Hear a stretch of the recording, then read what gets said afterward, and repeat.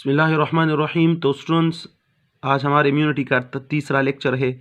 कल तक हमने ये बात पढ़ी थी कि मैक्रोफेज पैथोजन को खाकर डाइजेस्ट करके टुकड़े टुकड़े करके उसका एक टुकड़ा प्रेजेंट कर देता है, इसे एंटीजन प्रेजेंटेशन कहते हैं। और जो सेल्स ये काम कर सकते हो एंटीजन प्रेजेंटेशन, उसे एंटीजन प्रेजेंटिंग सेल कहते हैं। और एंटीजन प्रेजेंटिंग सेल तीन है commonly: macrophage, dendritic cell, B cell, commonly है फिजिकल लेवल पे, ठीक है। फिर जब इसने ये एंटीजन प्रेजेंट किया, ये रेड कलर का जो आपको नज़र आ रहा है, और इसने ये जो प्रेजेंट किया ये स्पेशल टाइप ऑफ रिसेप्टर के ज़रिए, कल हम डिटेल में पढ़ चुके हैं कि इसका नाम है MHC2, मेजर हिस्टोकम्पेटेबिलिटी कम्प्लेक्स 2। ये ख़ास किस्म के रिसेप्टर है। और इसे रीड करने के लिए कौन आया? CD4 सेल, जिसे हेल्पर टी सेल भी कहते हैं। और ये पूरे सेल का जर्नेल है, ये पूरे सेलों का यानी इम्यून सिस्टम का बादशाह है हेल्पर टी सेल। क्यों बादशाह है?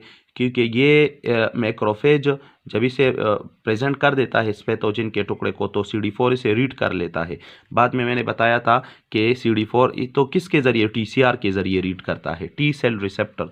उस दिन मैंने डिटेल बताया था। बाद में मैंने बताया था कि इसको कंफर्म करने के लिए कि इन्होंने सही तरीके से एक दूसरे की रिकग्निशन कर लिया नहीं, इसके लिए एक दूसरा रिसेप्टर आता है जिसका नाम CD4 रिसेप्टर है।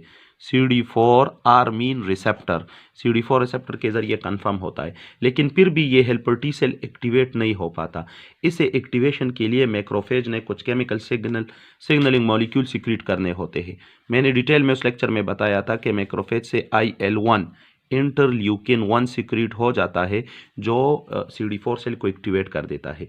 एक मरतबा जब CD4 सेल एक्टिवेट हो जाता है तो फिर CD4 सेल का काम है बाकी पूरे इम्यून सिस्टम को एक्टिवेट करना।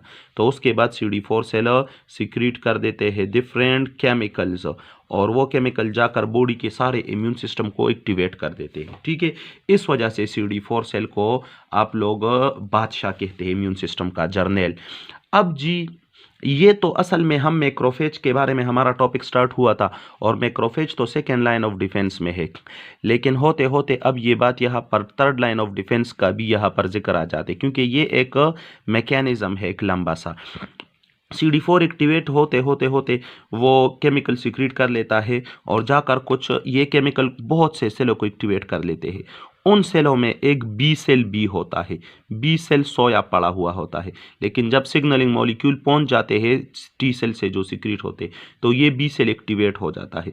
और एक्टिवेशन के साथ ही ये फ़ौरन दो डिफरेंट टाइप्स में डिवाइड हो जाता है, जिनमें से एक को हम कहते हैं मेमोरी बी सेल। क्या कहते हैं? Memory B cell. Memory B cell या मेमोरी टी सेल जो भी आ जाए, उसका काम है पैथोजन को याद रखना।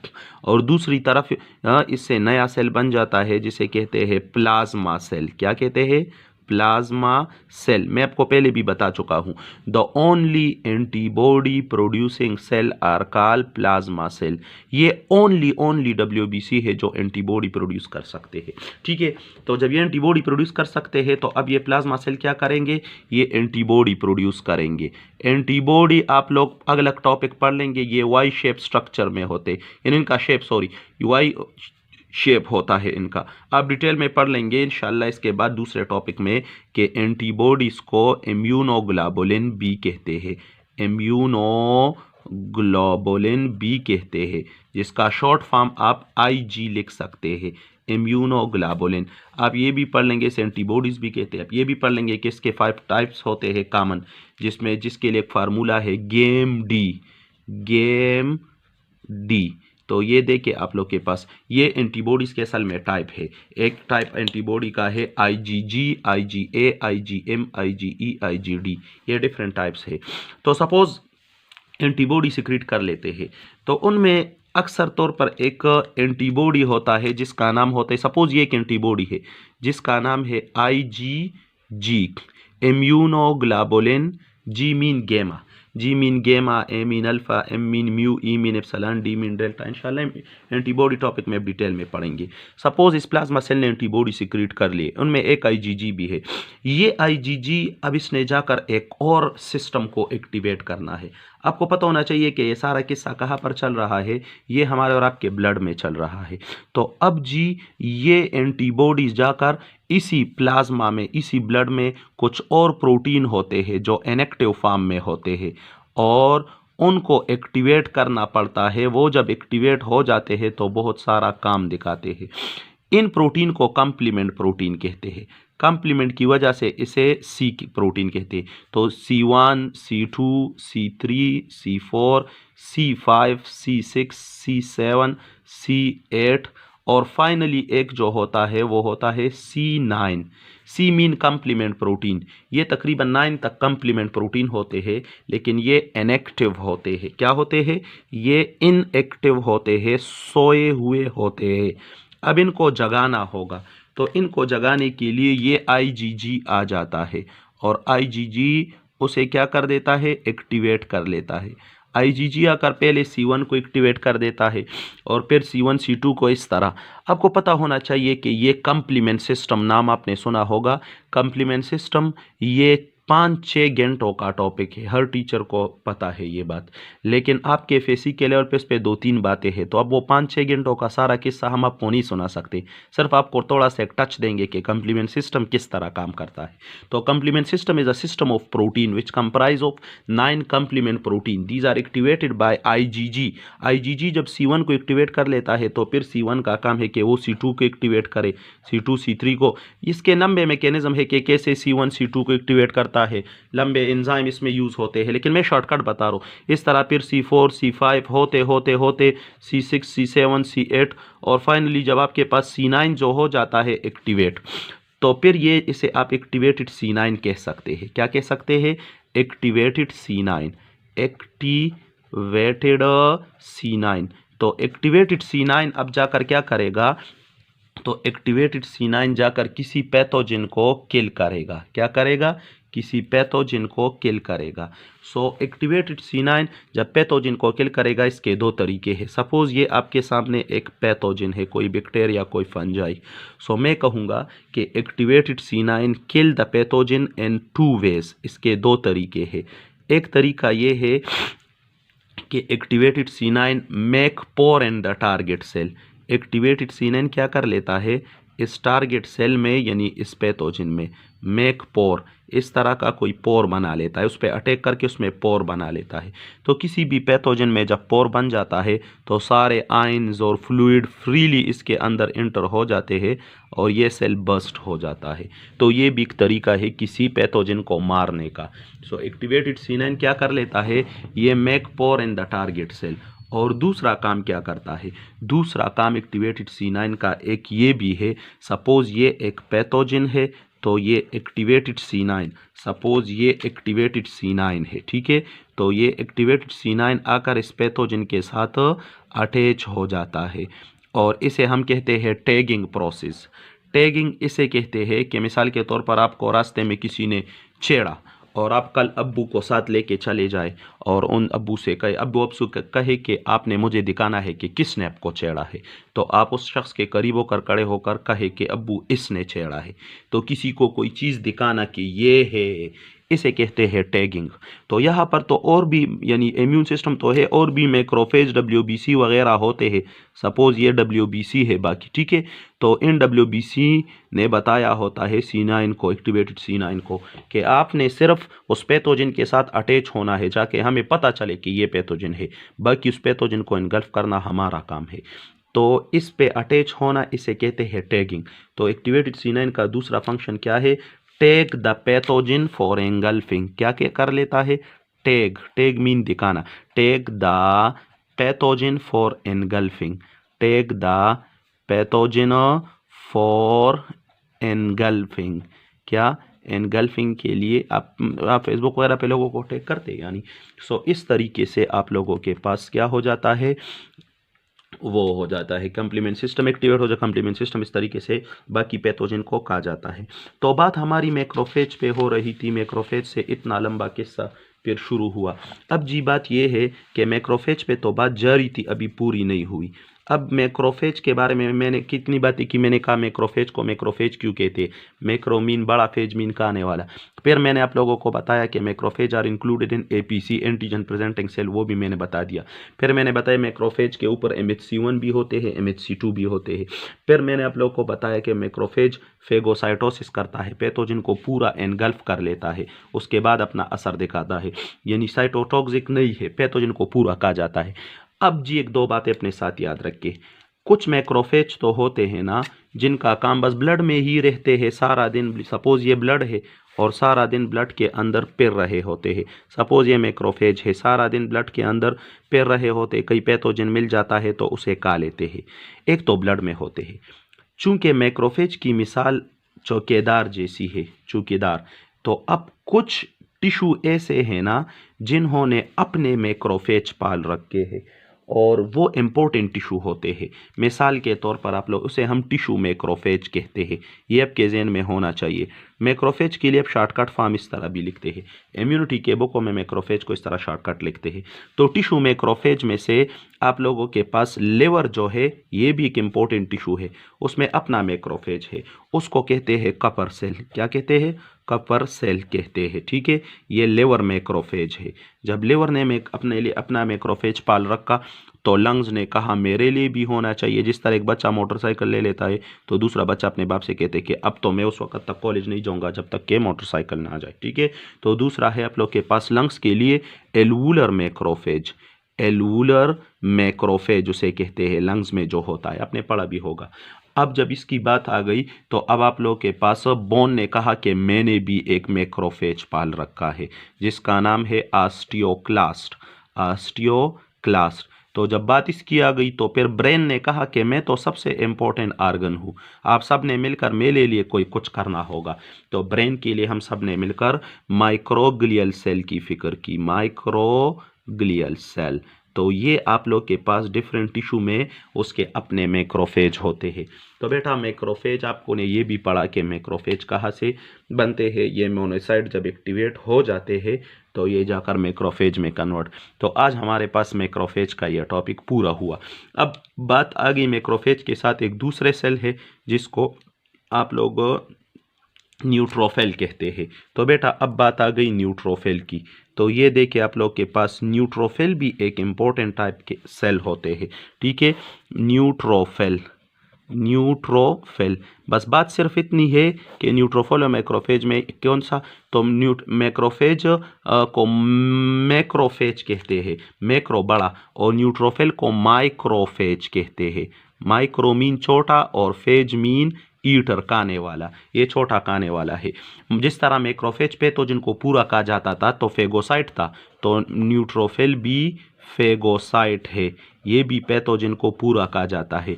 न्यूट्रोफिल आप लोगों, मैक्रोफेज लार्जेस्ट WBC था और न्यूट्रोफिल मोस्ट एबंडेंट WBC, यानी तादाद में सबसे ज़्यादा जो WBC होते हैं उनमें से न्यूट्रोफिल सबसे ज़्यादा होता है, मोस्ट एबंडेंट WBC।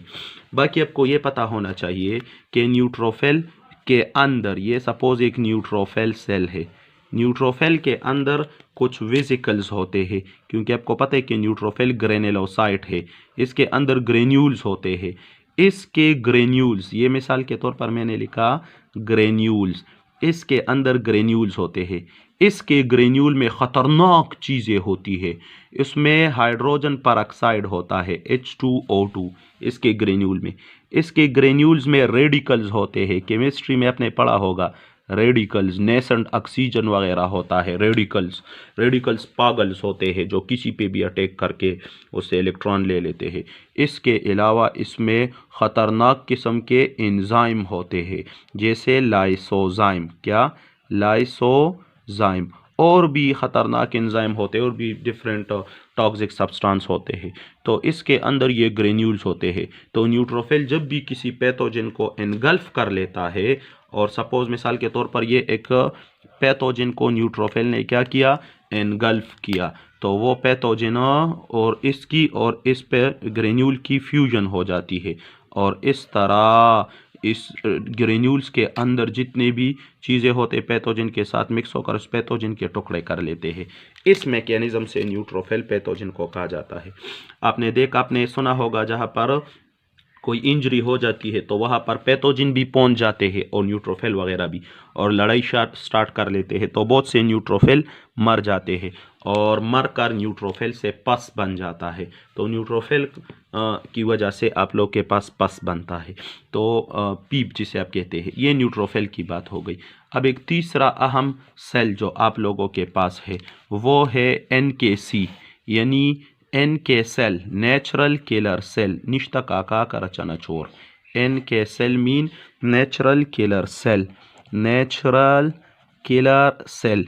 दो अहम MCQs के पॉइंट अपने साथ याद रख के टेस्ट में आ सकते हैं कि natural killer cell are cytotoxic होते हैं या फेगोसिटिक होते हैं, यानी पैथोजन पे अटैक करके उसे पूरा एनगल्फ करते हैं या केमिकल के ज़रिए पैथोजन को मारते हैं। तो वो सेल मैं को प्रीवियस लेक्चर में बता चुका हूँ, जो केमिकल के ज़रिए मारते हैं वो cytotoxic. So they are cytotoxic. ये क्या होते हैं? ये साइटोटॉक्सिक होते हैं। दूसरे याद रखिए, अजीब बात, इसकी तरफ आपकी तवज्जो नहीं होगी, ये लिम्फोसाइड में आते हैं, लेकिन कॉमन में लिम्फोसाइड तो B&T लिम्फोसाइड है, ये भी उसमें एक लिम्फोसाइड है लेकिन एक साइड पे पड़ा है, उनके अलावा है। और इसका टारगेट सेल क्या है? तो इस यानी किस चीज़ पे ज़्यादा अटैक करता है? तो इसका टारगेट सेल ज़्यादातर हमारे बॉडी के अपने सेल है, लेकिन कौन से अपने सेल? वो सेल हमारी बॉडी के अपने सेल जिसको कैंसर हो जाता है, यानी आप लोग के पास ट्यूमर सेल हमारी बॉडी के सेल होते हैं लेकिन कैंसरस होते हैं, उन पे अक्सर अटैक कर देता है। या हमारी बॉडी में कोई वायरस एंटर होकर हमारी बॉडी के किसी सेल पे अटैक करे, उसको इन्फेक्ट कर देता है। सो इसका टारगेट रीजन जो होता है, टारगेट सेल जो इसका होता है, तो वो आप लोग के पास कॉमनली दो सेल होते हैं। एक वायरली इन्फेक्टेड सेल, जिसे वायरस ने इन्फेक्ट किया हो, वायरली इन्फेक्टेड सेल, और दूसरा आप लोग के पास ट्यूमर सेल। ट्यूमर सेल को आप कैंसर सेल भी कह सकते हैं। Cancer, the study of cancer is called oncology. Cancer असल में क्या है? Abnormal cell division is called cancer. ठीक है, तो ये तो नेचुरल किलर सेल के बारे में थोड़ी बात हुई। अब नेचुरल किलर सेल का मैकेनिज्म क्या है, यानी वो किसी पैथोजन यानी इस टारगेट सेल पे अटैक करके इसे किल कैसे करता है। तो अब मैं आपके सामने नेचुरल किलर सेल का मैकेनिज्म रखूँगा कि वो किस मैकेनिज्म से किसी सेल को किल करता है। तो ये देखिए मैंने लिखा mechanism of natural killer cell of NK cell, natural killer cell के कैसे पैथोजन या किसी टारगेट सेल को किल करता है। तो बेटा गौर से सुने, आप लोगों के पास अभी आपने पढ़ा कि इसका टारगेट सेल कौन सा सेल होता है, तो ट्यूमर सेल या वायरल इन्फेक्टेड सेल। सपोज ये है नेचुरल किलर सेल, ठीक है, और ये है टारगेट सेल। ये टारगेट सेल या तो वायरल इन्फेक्टेड सेल है और या ट्यूमर सेल है। दो बातें हैं सिंपल सी, इसमें लंबा किस्सा कोई नहीं है। पहले फुर्सत में यानी फर्स्ट टाइम क्या कर लेता है, नेचुरल किलर सेल आप लोग के पास कुछ केमिकल सीक्रेट कर लेता है। उन केमिकल्स को कहते हैं परफोरिन। क्या कहते हैं? परफोरिन। अगर देखें तो ये भी एंजाइम ही होते हैं। अगर आप इसका नाम देखें परफोरिन, तो असल में ये केमिकल्स जाकर इस टारगेट सेल में पोर क्रिएट कर लेते हैं। शाबाश। मैकेनिज्म में पहली बात क्या है, नेचुरल किलर सेल एक केमिकल सीक्रेट कर देता है perforin. Perforin make pore in the target cell. A target cell में इसने क्या कर दिया, पोर बना लिया। अब जी दूसरे नंबर पे ये क्या करता है, सो दूसरे नंबर पे आप लोगों के पास ये नेचुरल किलर सेल कुछ ग्रेन्यूल सीक्रेट कर लेते हैं। उस ग्रेन्यूल्स के अंदर एंजाइम होते हैं। सो ग्रेन्यूल्स के अंदर जब एंजाइम होते हैं तो इसको कहते हैं ग्रेनजाइम। ग्रेन मीन ग्रेन्यूल और जाइम मीन एंजाइम। सो ऐसे ग्रेन्यूल जिसके अंदर एंजाइम होते हैं। अच्छा, ये एंजाइम कौन से एंजाइम होते हैं? ये प्रोटीन डाइजेस्टिंग एंजाइम होते हैं, और प्रोटीन डाइजेस्टिंग एंजाइम को प्रोटीएज कहते हैं। ये प्रोटीएज ग्रेनजाइम, ये ग्रेन्यूल जाकर स्पोर के जरिए इंटर हो जाते हैं ए टारगेट सेल में, और वहाँ पर क्या कर लेते हैं, अंदर ही अंदर को से इस सेल को मार देते हैं। किसी सेल को अंदर ही अंदर मारना ताकि उसके केमिकल्स वगैरह रिलीज ना हो, गंदगी ना फैलाए, इसे कहते हैं एपोप्टोसिस। क्या कहते हैं? Programme cell death is called apoptosis, तरीके से मारना। और किसी सेल को बर्स्ट करने और गंदगी सारी बाहर आ जाए, लाइसोसोम वगैरह, इन्फ्लेमेशन काज हो जाए, इसे नेक्रोसिस कहते हैं। सो नेचुरल किलर सेल का एक अहम प्रोसेस ये है कि ये किसी भी टारगेट सेल को जब किल करता है तो नेक्रोसिस नहीं होता, इन्फ्लेमेशन वहाँ नहीं होता, बल्कि तरीके से उसे मार देता है, और इस प्रोसेस को एपोप्टोसिस कहते हैं। तो बेटा ये आप लोगों के पास नेचुरल किलर सेल का मैकेनिज्म हुआ। तो इसी के साथ हमारा second line of defence complete हुआ। हमने मैक्रोफेज के बारे में बात की, लंबा मैकेनिज्म भी पढ़ा, और हमने न्यूट्रोफिल के बारे में, नेचुरल किलर सेल। और अगर आपने देख लिया हो तो इसी में एक टॉपिक के दौरान हमने थर्ड लाइन ऑफ डिफेंस भी क्लियर कर लिया कि जब बी सेल एक्टिवेट हो जाता है और टी सेल, तो वो लोग किस तरह बाकी सेलों को, क्योंकि थर्ड लाइन ऑफ डिफेंस में हमारे पास बी सेल आते हैं और टी सेल आते हैं, और मैंने आपको बता दिया कि टी सेल एक्टिवेट कैसे होता है और बी सेल एक्टिवेट कैसे होता है, और ये बी सेल और टी सेल पर किस तरह पैथोजन को किल करते हैं। ठीक है, तो बाकी इंशाल्लाह इसके बाद बढ़ेंगे। Thank you so much.